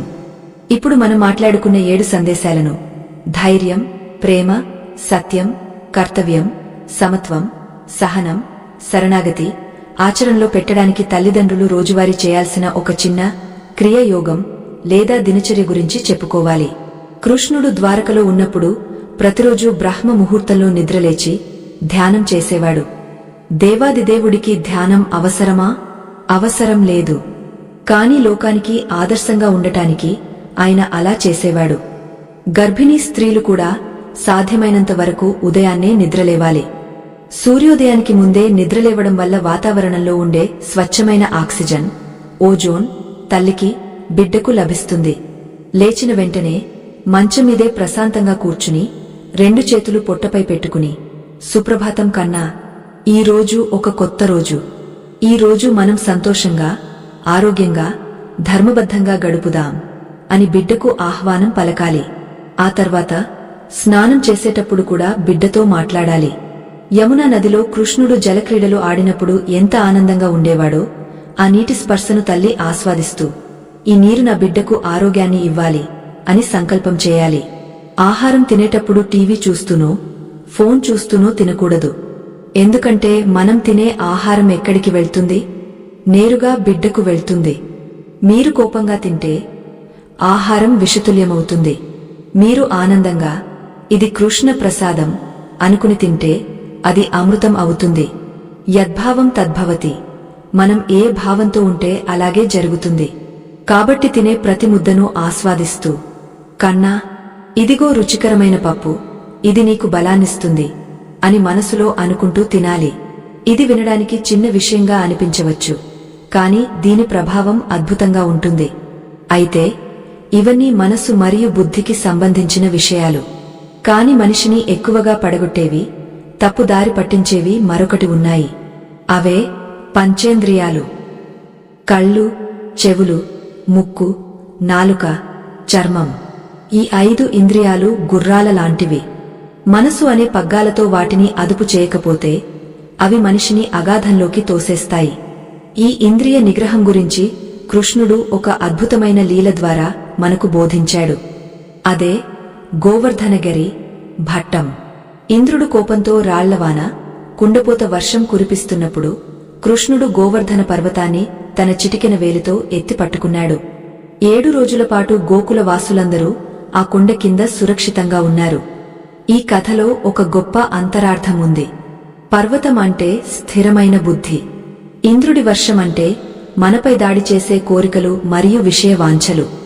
ఆ గోవర్ధన గారి కథను గర్భస్థ శిశువుకు చెప్పడం ద్వారా ఇంద్రియాలను ఎలా గెలుచుకోవాలో, ఆకర్షణలకు లొంగకుండా ఎలా స్థిరంగా ఉండాలో మనం నేర్పించవచ్చు. కాని కేవలం కథ చెబితే సరిపోతుందా?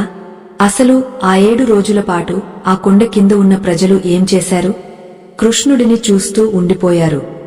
ఆ చూపులో, ఆ ఏకాగ్రతలో ఉన్న శక్తి ఏమిటి? అది గర్భంలో ఉన్న బిడ్డ నేత్రాలకు, చూపుకు ఎటువంటి తేజస్సును ఇస్తుంది? ఆ 7 రోజుల పాటు గోకుల వాసులందరూ ఆ కొండ కింద ఆకలిదప్పులు మరిచిపోయారు.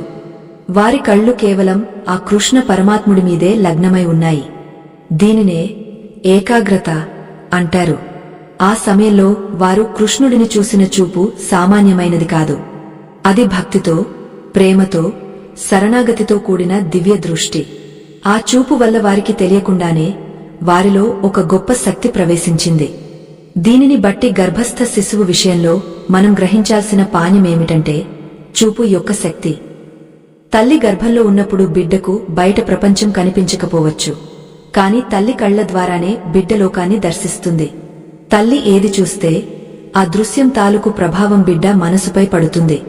ఈ రోజుల్లో చాలామంది గర్భిణీలు సమయం గడపడానికి భయానకమైన సినిమాలు, క్రైమ్ కథలు లేదా ఏడుపుగొట్టు సీరియల్స్ చూస్తుంటారు. అందులో రక్తపాతం, కుట్రలు, కుతంత్రాలు కనిపిస్తుంటాయి. తల్లి ఆ దృశ్యాలను చూసి ఉలిక్కిపడినప్పుడు లేదా ఆవేదన చెందినప్పుడు గర్భంలో ఉన్న బిడ్డ కూడా అదే ఆవేదనను అనుభవిస్తుంది. అందుకే మన పెద్దలు గర్భిణీ స్త్రీ గదిలో అందమైన దేవుడి పటాలు, పసిపిల్లల ఫోటోలు, ప్రకృతి దృశ్యాలు ఉండాలని చెప్పేవారు. శ్రీకృష్ణుడి బాల్యానికి సంబంధించిన ఫోటోలు, ముఖ్యంగా ఆయన పశువులతో ఆడుకుంటున్నవి లేదా యశోద ఒడిలో ఉన్నవి చూడటం వల్ల తల్లి మనసులో వాత్సల్యం పొంగుతుంది. ఆ వాత్సల్యం అనే రసాయనం బిడ్డ మెదడు ఎదుగుదలకు అమృతంలా పనిచేస్తుంది. కాబట్టి ఆ గోవర్ధన గారి కింద గోపికలు కృష్ణుడిని ఎంత ఏకాగ్రతతో చూశారో మీరు కూడా ఈ 9 నెలలు కేవలం మంచిని మాత్రమే చూడాలి, మంచిని మాత్రమే వినాలి. దీనినే సత్సంగం అంటారు. గర్భంలో ఉన్న బిడ్డకు మీరు ఇచ్చే మొదటి బహుమతి ఈ సత్సంగమే. ఇక్కడి వరకు మనం తల్లి పాత్ర గురించి, తల్లి ఆలోచనల గురించి ఎక్కువగా చెప్పుకున్నాం. మరి తండ్రి పాత్ర ఏమిటి? గర్భ సంస్కారం అనేది కేవలం తల్లి బాధ్యత మాత్రమేనా? కానే కాదు. ఇందులో తండ్రి పాత్ర కూడా సమానంగా, ఇంకా చెప్పాలంటే కాస్త ఎక్కువగా ఉంటుంది. పురాణాల్లో మనం ఒక విషయాన్ని గమనిస్తే కృష్ణుడిని చెరసాల నుండి గోకులానికి చేర్చింది తండ్రి వాసుదేవుడు. అదొక క్లిష్టమైన సమయం. బయట కుండపోత వర్షం, దారిలో ఉధృతంగా ప్రవహిస్తున్న యమునా నది, చుట్టూ చిమ్మటి చీకటి. ఆ సమయంలో వాసుదేవుడు బుట్టను తలకెత్తుకుని నదిని దాటాడు. ఆ ప్రయాణంలో వాసుదేవుడి గుండె చప్పుడు కృష్ణుడికి వినిపించి ఉంటుంది.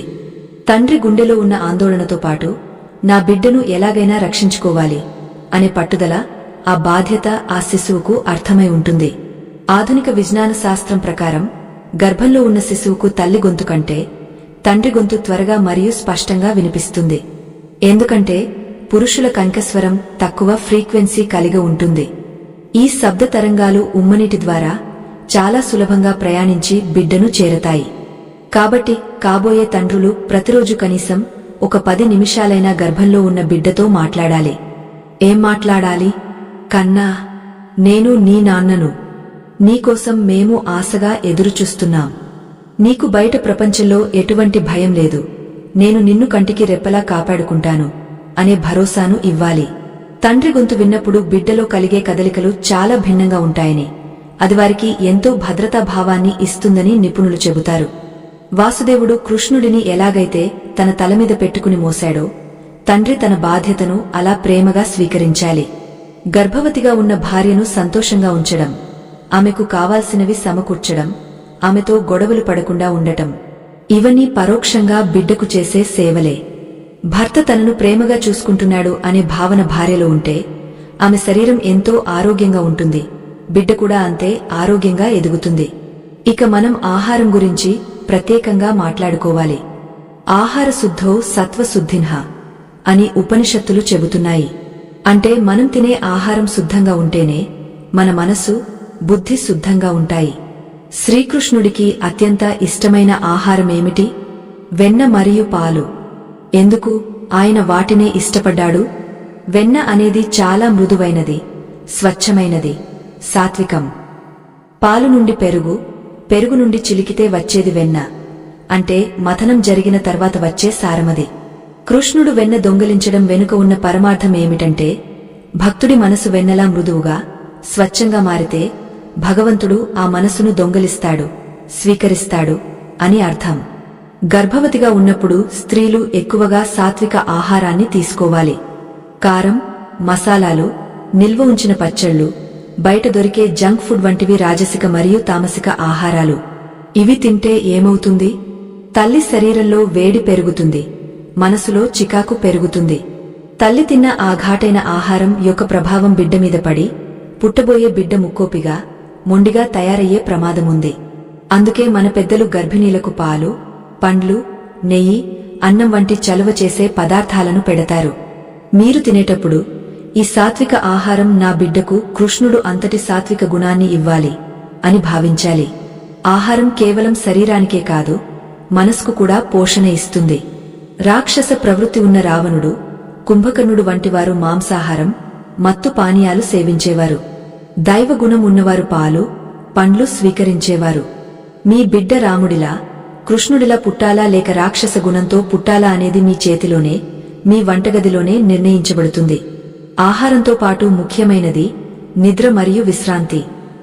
కృష్ణుడు యోగనిద్రలో ఉంటాడు అంటారు. అంటే నిద్రపోతున్నట్టే ఉంటాడు, కాని సమస్త విశ్వాన్ని గమనిస్తూ ఉంటాడు. గర్భిణీ స్త్రీకి నిద్ర చాలా అవసరం. నిద్రలోనే బిడ్డ ఎదుగుదల వేగంగా జరుగుతుంది. కాని ఎప్పుడు పడితే అప్పుడు పడుకోకూడదు. పగలు ఎక్కువగా నిద్రపోవడం వల్ల బద్ధకం పెరుగుతుంది. రాత్రిపూట ప్రశాంతమైన నిద్ర ముఖ్యం. నిద్రపోయే ముందు మొబైల్ ఫోన్లు చూడటం మానేయాలి. ఆ స్క్రీన్ నుండి వచ్చే నీలికాంతి మీ నిద్రను చెడగొట్టడమే కాకుండా బిడ్డ కళ్లకు కూడా మంచిది కాదు. పడుకునే ముందు ఒక మంచి పుస్తకం చదవడం, లేదా భర్తతో కాసేపు సరదాగా మాట్లాడటం, లేదా కృష్ణుడి లీలలను గుర్తు చేసుకోవడం చాలా మంచిది. దీనివల్ల పీడకలలు రావు, మనసు ప్రశాంతంగా ఉంటుంది. ఇప్పుడు మనం చాలా ముఖ్యమైన, నేటి తరానికి అత్యవసరమైన ఒక విషయాన్ని చర్చించుకుందాం. అదే నిష్క్రమణ విద్య లేదా వదిలేయడం నేర్పించడం. మహాభారతంలో అభిమన్యుడి కథను మనం మళ్లీ ఒక్కసారి గుర్తు చేసుకుందాం. పద్మవ్యూహంలోకి వెళ్లడం మాత్రమే అతనికి తెలుసు, బయటకు రావడం తెలియదు. అందుకే అతను లోపలే చిక్కుకుని వీరమరణం పొందాడు. ఇది మనకు ఒక హెచ్చరిక. ఈ రోజుల్లో మనం పిల్లలకు సంపాదించడం ఎలా, ప్రేమించడం ఎలా, స్నేహం చేయడం ఎలా, ఎదగడం ఎలా అని అన్ని నేర్పిస్తున్నాం. అంటే లోపలికి వెళ్లడం నేర్పిస్తున్నాం. కాని ఏదైనా విఫలమైనప్పుడు, ప్రేమ విఫలమైనప్పుడు, ఉద్యోగం పోయినప్పుడు, కష్టాలు వచ్చినప్పుడు వాటి నుండి బయటపడటం ఎలా అనేది నేర్పించడం లేదు. ఫలితంగా చిన్న సమస్య రాగానే పిల్లలు వ్యసనాలకు బానిసలవుతున్నారు లేదా ఆత్మహత్యలకు పాల్పడుతున్నారు. వారు ఆ సమస్య అనే పద్మవ్యూహంలో చిక్కుకుపోతున్నారు. గర్భంలో ఉన్నప్పుడే ఈ ఎగ్జిట్ పాలసీ ని ఎలా నేర్పించాలి? దీనికి కృష్ణుడి జీవితమే సమాధానం. కృష్ణుడు గోకులంలో పెరిగాడు, అక్కడి వారందరినీ ప్రాణంగా ప్రేమించాడు. కాని ధర్మస్థాపన కోసం మథురకు వెళ్లాల్సి వచ్చినప్పుడు ఒక్క క్షణం కూడా వెనకాడకుండా ఆ బంధాలన్నింటినీ అక్కడే వదిలేసి వెళ్లిపోయాడు. మళ్లీ వెనక్కి తిరిగి గోకులం వైపు చూడలేదు. రాధను ప్రేమించాడు, కాని విడిచి వెళ్లాల్సి వచ్చినప్పుడు వెళ్లిపోయాడు. ఆ తర్వాత ద్వారకను నిర్మించాడు. చివర్లో ఆ ద్వారక సముద్రంలో మునిగిపోతుంటే కూడా సాక్షిగా చూస్తూ నిలబడ్డాడు తప్ప దానిని పట్టుకుని వేలాడలేదు. దీనినే అంటి ముట్టనట్టు ఉండటం లేదా వైరాగ్యం అంటారు. సంసారంలో ఉంటూనే తామరాకు మీద నీటిబొట్టులా ఉండాలి. మీరు గర్భస్థ శిశువుతో ఇలా మాట్లాడాలి: బిడ్డా, ఈ జీవితం ఒక ప్రయాణం. ఇందులో ఎవరూ శాశ్వతం కాదు, ఏదీ శాశ్వతం కాదు. బంధాలను ప్రేమించు, కాని వాటికి బానిస కాకు. డబ్బు సంపాదించు, కాని డబ్బు కోసమే బ్రతక్కు. ఎప్పుడైనా ఏదైనా వదిలేయాల్సి వస్తే చిరునవ్వుతో వదిలేసే శక్తిని పెంచుకో. కృష్ణుడు వేణువును వదిలేసి సుదర్శన చక్రాన్ని పట్టాడు. అవసరాన్ని బట్టి మార్పును స్వీకరించాడు. నువ్వు కూడా మార్పుకు సిద్ధంగా ఉండు. ఈ రకమైన మానసిక స్థితిని తల్లి అలవర్చుకుంటే బిడ్డకు అది సంక్రమిస్తుంది. నాకు ఆ చీర కావాలి, ఈ నగ కావాలి అని పట్టుబట్టే తత్వం తల్లికి ఉంటే బిడ్డ కూడా నాకు ఆ బొమ్మ కావాలి అని ఏడ్చి సాధించే తత్వంతో పుడతాడు. తల్లి ఉంటే ఓకే, లేకపోయినా పర్వాలేదు అనే తృప్తితో ఉంటే బిడ్డ కూడా సర్దుకుపోయే తత్వంతో పుడతాడు. ఇది చాలా లోతైన విషయం. పిల్లల మొండితనానికి మూలం చాలా వరకు గర్భంలోనే పడుతుంది. అలాగే మరొక అంశం శ్రమ మరియు వ్యాయామం. గర్భిణీ అనగానే కదలకుండా ఉండాలి అని చాలామంది అనుకుంటారు. కానీ అది తప్పు. వైద్యులు సూచించిన మేరకు చిన్న చిన్న వ్యాయామాలు, నడక చాలా అవసరం. యశోదమ్మ కృష్ణుడిని పెంచేటప్పుడు ఊరికే కూర్చోలేదు. ఆమె పెరుగు చిలికేది, ఇంటి పనులు చేసేది. ఆ శ్రమ వల్ల ఆమె శరీరం, మనసు ఆరోగ్యంగా ఉండేవి. గర్భవతిగా ఉన్నప్పుడు తల్లి చేసే శారీరక కదలికలు లోపల ఉన్న బిడ్డకు ఒక ఊయల ఊగిన అనుభూతిని ఇస్తాయి. ఆ లయబద్ధమైన కదలికల వల్ల బిడ్డ నాడీ వ్యవస్థ బాగా అభివృద్ధి చెందుతుంది. తల్లి బద్ధకంగా ఉంటే బిడ్డకు ఆ రాకింగ్ మోషన్ దొరకదు. కాబట్టి సాయంత్రం వేళ చల్లటి గాలిలో కాసేపు నడవండి.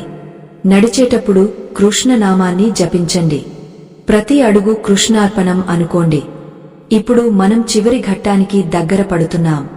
ఇవన్నీ ఒకెత్తు అయితే ప్రసవ సమయం అనేది మరొక ఎత్తు. అది తల్లికి పునర్జన్మ లాంటిది. ఆ సమయంలో కలిగే నొప్పిని, భయాన్ని తట్టుకోవడానికి కూడా మనం గర్భ సంస్కారాన్ని ఉపయోగించుకోవాలి. కృష్ణుడు నరకాసురుడిని వధించేటప్పుడు సత్యభామ సహాయం తీసుకున్నాడు. నిజానికి సర్వశక్తిమంతుడికి ఆమె సహాయం అవసరమా? కాదు. కాని స్త్రీ శక్తిని లోకానికి చాటి చెప్పడానికి ఆయన అలా చేశాడు. స్త్రీ అబల కాదు, సబల అని నిరూపించాడు. ప్రసవ సమయంలో స్త్రీ అనుభవించే వేదన ఒక యజ్ఞం లాంటిది.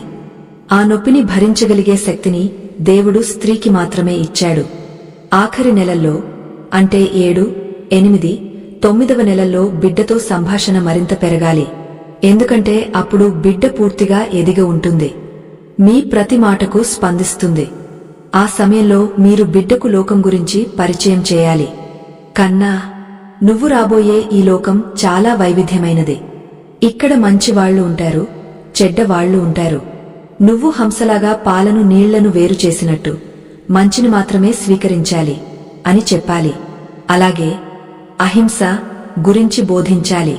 కృష్ణుడు యుద్ధం చేసినా అది ధర్మం కోసమే తప్ప హింస కోసం కాదు. చేతిలో ఆయుధం ఉన్నా మనసులో కరుణ ఉండాలి. చీమకు కూడా హాని చేయని మనస్తత్వం బిడ్డకు రావాలి. ఈ మొత్తం ప్రయాణంలో తల్లికి తోడుగా ఉండాల్సింది కుటుంబం. ఉమ్మడి కుటుంబాల్లో అయితే నానమ్మలు, అమ్మమ్మలు గర్భిణికి ఎంతో ధైర్యాన్ని చెప్పేవారు, పురాణ కథలు వినిపించేవారు. కాని ఇప్పుడు న్యూక్లియర్ ఫ్యామిలీల వల్ల గర్భిణీలు ఒంటరివారవుతున్నారు. ఈ లోటును పూరించడానికే మనం ఈ శ్రీకృష్ణ సందేశాలను ఒక మంత్రంలా పట్టుకోవాలి. కృష్ణుడి విగ్రహాన్ని చూసినా, కృష్ణుడి ఫోటోని చూసినా ఆయన మీతో మాట్లాడుతున్నట్టే భావించండి. ఆయనే మీకు తండ్రిగా, తల్లిగా, గురువుగా, స్నేహితుడిగా మారి మీకు మార్గదర్శనం చేస్తున్నారని నమ్మండి. మరి ఈ గర్భ సంస్కార ప్రక్రియలో మనం తరచుగా వినే మంత్రజపం లేదా నామస్మరణ వెనుక ఉన్న సైన్స్ ఏమిటి? ఓంకారానికి బిడ్డ మెదడుకు ఉన్న సంబంధమేమిటి? కృష్ణుడు పాంచజన్యం, శంఖం పూరించినప్పుడు శత్రువుల గుండెలు పగలాయి, కాని పాండవులకు ఉత్సాహం వచ్చింది. అంటే ఒకే శబ్దం కొందరికి భయాన్ని, కొందరికి బలాన్ని ఎలా ఇచ్చింది? ఈ రహస్యాన్ని తెలుసుకుంటే మీరు మీ బిడ్డను ఒక మేధావిగా తీర్చిదిద్దవచ్చు. ఆ రహస్యం శబ్ద తరంగాలు మరియు స్పందన. శబ్దమే దైవం. దానినే మన ఋషులు నాదబ్రహ్మ అన్నారు. కురుక్షేత్ర యుద్ధ ప్రారంభంలో శ్రీకృష్ణుడు పాంచజన్యం అనే శంఖాన్ని పూరించినప్పుడు వెలువడిన శబ్దం ఒక్కటే. కాని ఆ శబ్దం పాండవులకు ఒక విజయనాదంలా, ఒక ఉత్సాహభరితమైన సంగీతంలా వినిపించింది. ఎందుకంటే వారి మనసు ధర్మం వైపు ఉంది, కృష్ణుడి పట్ల శరణాగతితో ఉంది. వారి అంతరంగం కృష్ణుడి తరంగాలతో ఏకమైంది. అదే శబ్దం కౌరవులకు పిడుగుపాటులా, మృత్యుఘంటికలా వినిపించింది. వారి గుండెలు బద్దలయ్యాయి. ఎందుకంటే వారి మనసులో అధర్మం, భయం, అపరాధ భావం ఉన్నాయి. దీన్ని బట్టి మనకు అర్థమయ్యేది ఏంటంటే, శబ్దం బయట నుండి వస్తున్నా దానిని స్వీకరించే తీరు మన లోపలి స్థితిని బట్టి ఉంటుంది. గర్భంలో ఉన్న శిశువు పరిస్థితి కూడా అంతే. ఉమ్మనీరు అనేది శబ్ద తరంగాలను ప్రసారం చేయడానికి అద్భుతమైన వాహకం. గాలిలో కంటే నీటిలో శబ్దం 5 రెట్లు వేగంగా ప్రయాణిస్తుంది. తల్లి నోటి నుండి వచ్చే ఓంకారనాదం బిడ్డకు కేవలం శబ్దంలా కాదు, ఒక దివ్యమైన ప్రకంపనలా తాకుతుంది. తల్లి ఓం అని దీర్ఘంగా ఉచ్చరించినప్పుడు ఆ ప్రకంపనలు నాభి నుండి మొదలై గర్భాశయాన్ని తాకి బిడ్డ శరీరంలోని ప్రతి కణాన్ని ఉత్తేజితం చేస్తాయి. ఇది బిడ్డకు ఒక రక్షా కవచం లా పనిచేస్తుంది. అందుకే గర్భిణీ స్త్రీలు రోజుకు కనీసం కొన్ని నిమిషాలైనా ప్రశాంతంగా కూర్చుని ఓంకార జపం చేయాలి. అక, ఉకార, మకార సంయోగమే ఓంకారం. ఆ అన్నప్పుడు పొట్టలో, ఉ అన్నప్పుడు ఛాతీలో, మా అన్నప్పుడు తలలో ప్రకంపనలు వస్తాయి. ఈ సమగ్రమైన ప్రకంపన బిడ్డ మెదడు, గుండె మరియు నాడీ వ్యవస్థ ఏకకాలంలో వికసించడానికి దోహదపడుతుంది. దీనివల్లే బిడ్డ మేధావిగా మారతాడు. మేధావి అంటే కేవలం తెలివితేటలు ఉన్నవాడు మాత్రమే కాదు, భావోద్వేగాలను అదుపు చేసుకోగలిగినవాడు, కృష్ణుడిలా స్థితప్రజ్ఞత కలిగినవాడు. ఇప్పుడు మనం చెప్పుకున్న ఈ 7 సందేశాలను ధైర్యం, ప్రేమ, సత్యం, కర్తవ్యం, సమత్వం, సహనం, శరణాగతి ఒక్కసారి క్లుప్తంగా ఒక సంకల్పంలా గుర్తు చేసుకుందాం. ఈ 7 గుణాల సమ్మేళనమే పరిపూర్ణ మానవుడు. మొదటిది ధైర్యం. కంసుడి చెరసాలలో దేవకి చూపిన తెగువ. నా బిడ్డ భయపడకూడదు, పోరాడాలి అనే తల్లి సంకల్పం. రెండవది ప్రేమ.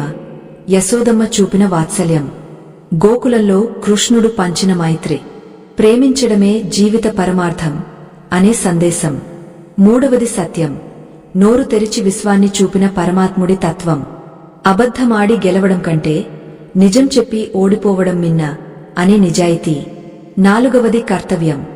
అర్జునుడికి గీతలో చెప్పిన పాజం. ఫలితాన్ని ఆశించకుండా పనిచేయి, కర్మయోగిగా జీవించు.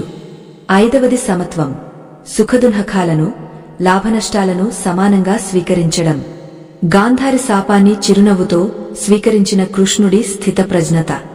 ఆరవది సహనం. శిశుపాలుడి 100 తప్పులను భరించిన ఓర్పు. తొందరపాటు వద్దు, సహనమే విజయానికి సోపానం. ఏడవది శరణాగతి. ద్రౌపది వలె, గజేంద్రుడి వలె అహంకారాన్ని వదిలి దైవాన్ని నమ్ముకోవడం. నేను అనే మమకారం వద్దు, అంతా నీదే అనే సమర్పణ భావం. ఈ 7 సూత్రాలను మీ గర్భస్థ శిశువుకు రోజువారీ కథల రూపంలో, పాటల రూపంలో లేదా మౌన సంభాషణ రూపంలో అందిస్తే ఆ బిడ్డ సామాన్యుడిగా పుట్టడు, ఒక మహాత్ముడిగా, ఒక యోగిగా, సమాజానికి వెలుగునిచ్చే దీపంలా పుడతాడు. తల్లిదండ్రులారా, గుర్తుంచుకోండి, ఇల్లు కట్టాలంటే పునాది ముఖ్యం, చెట్టు ఎదగాలంటే విత్తనం ముఖ్యం, అలాగే మనిషి ఎదగాలంటే గర్భ సంస్కారం ముఖ్యం. బిడ్డ పుట్టాక మంచి స్కూల్లో వేయించడం, ట్యూషన్లు చెప్పించడం, ఆస్తులు కూడబెట్టడం ఇవన్నీ తర్వాత విషయాలు. అసలైన విద్య, అసలైన ఆస్తి మీరు గర్భంలో ఉండగానే ఇవ్వాలి. నేటి సమాజంలో నేరాలు, ఘోరాలు పెరిగిపోవడానికి కారణం మనుషుల్లో ధర్మం లోపించడమే. ఆ ధర్మం బయట బడిలో నేర్పిస్తే రాదు, తల్లి ఒడిలో, అంతకంటే ముందు తల్లి కడుపులో నేర్పిస్తేనే వస్తుంది. రేపు మీ బిడ్డ ఒక కలెక్టర్ అవ్వొచ్చు, డాక్టర్ అవ్వొచ్చు, ఇంజనీర్ అవ్వొచ్చు, కాని వాటన్నింటికంటే ముందు ఒక మంచి మనిషి అవ్వాలి. సాటి మనిషి కష్టాన్ని చూసి కరిగే గుణముండాలి. కృష్ణుడు కుచేలుడిని ఆదరించినట్టు పేదవారిని ఆదరించే గుణముండాలి. ద్రౌపదిని రక్షించినట్టు స్త్రీలను గౌరవించే సంస్కారముండాలి. అర్జునుడికి సారథ్యం వహించినట్టు 10 మందిని నడిపించే నాయకత్వ లక్షణముండాలి. ఇవన్నీ సాధ్యమేనా? ఖచ్చితంగా సాధ్యమే. దానికి కావాల్సిందల్లా మీ సంకల్పం, మీ ఆచరణ. చివరగా గర్భిణీ స్త్రీలకు ఒక విన్నపం. మీ గర్భాశయం ఒక దేవాలయం. అందులో పెరుగుతున్నది ఒక జీవుడు మాత్రమే కాదు, ఒక దైవ స్వరూపం. 9 నెలల పాటు ఆ దేవాలయానికి మీరే పూజారి. మీ ఆలోచనలే పుష్పాలు, మీ మాటలే మంత్రాలు, మీ ఆహారమే నైవేద్యం. ఈ పవిత్రమైన యజ్ఞాన్ని మీరు ఎంత నిష్ఠగా చేస్తే ఫలితం అంత అద్భుతంగా ఉంటుంది. శ్రీకృష్ణుడి అనుగ్రహంతో మీ అందరికీ సద్గుణ సంపన్నులైన ఆరోగ్యవంతులైన దీర్ఘాయుష్షు కలిగిన సంతానం కలగాలని, మీ ఇల్లు గోకులంలా పిల్లల నవ్వులతో కళకళలాడాలని మనసారా కోరుకుంటున్నాను. రేపటి తరం మీ చేతుల్లోనే ఉంది. ఒక మంచి బిడ్డను కనడమంటే ఈ దేశానికి, ఈ ప్రపంచానికి మీరు చేసే అతిపెద్ద సేవ. ఆ బాధ్యతను, ఆ అవకాశాన్ని దేవుడు మీకు ఇచ్చాడు. దాన్ని సద్వినియోగం చేసుకోండి. కృష్ణం వందే జగద్గురుం. ఆ జగద్గురువు చూపిన బాటలో నడుద్దాం, మన పిల్లలను నడిపిద్దాం. ఈ వీడియోలో చెప్పిన విషయాలు కేవలం వినడానికే కాదు, ఆచరించడానికి అని గుర్తుంచుకోండి. గర్భవతిగా ఉన్న మీ స్నేహితులకు, బంధువులకు లేదా కాబోయే తల్లిదండ్రులందరికీ ఈ వీడియోను షేర్ చేయండి. మీరు చేసే ఈ చిన్న పని ఒక బిడ్డ భవిష్యత్తును, తద్వారా ఒక కుటుంబం భవిష్యత్తును మార్చవచ్చు. మన సనాతన ధర్మంలోని ఇటువంటి అద్భుతమైన విషయాలను, ఆధ్యాత్మిక రహస్యాలను, జీవన నైపుణ్యాలను మరిన్ని తెలుసుకోవడానికి మా వేదికను, ఛానల్ను ఇప్పుడే అనుసరించండి. సబ్స్క్రైబ్. పక్కనే ఉన్న గంట సింబల్ను నొక్కడం మర్చిపోకండి. తద్వారా మా తదుపరి వీడియోలు మీకు వెంటనే అందుతాయి. ఈ వీడియో మీకు నచ్చినట్లయితే లైక్ చేయండి. మీ అభిప్రాయాలను, అనుభవాలను కింద కామెంట్ రూపంలో మాకు తెలియజేయండి. మీ ప్రతి కామెంట్ మాకు ఎంతో విలువైంది. సర్వే జనా సుఖినో భవంతు. లోకా సమస్తా సుఖినో భవంతు. స్వస్తి.